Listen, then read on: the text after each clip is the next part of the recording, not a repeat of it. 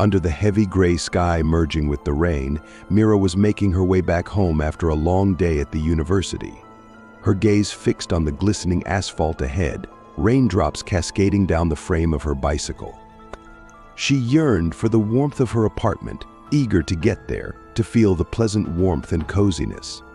But suddenly, amidst the colorful gray palette of the street, a pickup truck flashed by. "Need a hand," a voice from the window sounded. Mira froze, her breath catching unexpectedly. She looked at the guy, hesitating to reply immediately. Why should she trust a stranger? But weariness and cold were closing in on her. Gathering the remnants of resolve, she nodded, approaching the vehicle. "Thank you," she said, trying to appear grateful. The guy, smiling, opened the door, inviting her in. But something in his smile made her feel uneasy. His gaze seemed to glide over her, giving her the sense that he saw something more than just a girl on a bike. Mira couldn't refuse as they approached the intersection she knew well. Suddenly her heart quickened. She recognized this intersection. They were supposed to turn left, but she knew her home was to the right. "Stop," she yelled suddenly, but it was too late. The pickup turned left, and she realized it was going the wrong way. "What are you doing?" Mira screamed, trying to open the door, but it was locked. She started pounding on the glass, shouting, pleading to stop, but the guy heard nothing.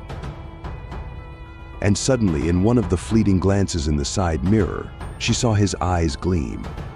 Not with human light, but with something more primal, more animalistic. They approached a dark street, and Mira felt something bad was about to happen.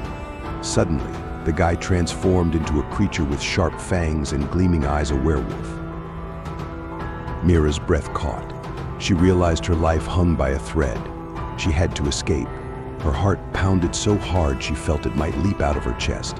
With a barely noticeable click, she unbuckled her seatbelt and leaped out of the car, rolling onto the wet asphalt. She heard the werewolf's howling roar and its claws scratching the pavement as it chased her. Rushing into the nearest shop, Mira shuddered. She glanced around for salvation and noticed behind the counter stood an elderly shopkeeper, his gaze wary but resolute. It was evident he had encountered something similar before. "Here, girl," he shouted, extending his hand towards her and pointing to the door leading to the weapons stockroom. Without hesitation, Mira dashed towards him, and together they hid in the depths of the shop. The elderly shopkeeper pulled out a hunting rifle from the cabinet, aiming it at the door, ready to fend off the enemy. The werewolf burst into the shop, emitting a ferocious roar, but it met with gunfire in return. A shot rang out in the silence of the shop, piercing the air with its furious laughter. The werewolf howled in agony, trying to escape, but the bullet struck its heart, and it collapsed lifeless on the floor. Mira breathed a sigh of relief, realizing she was saved. The elderly shopkeeper approached her, smiling. "Now you know the world isn't as simple as it seems," he said. "Be vigilant and cautious." Mira nodded, grateful to her savior, and they walked out of the shop together. The starry night illuminated the streets. The rain had ceased.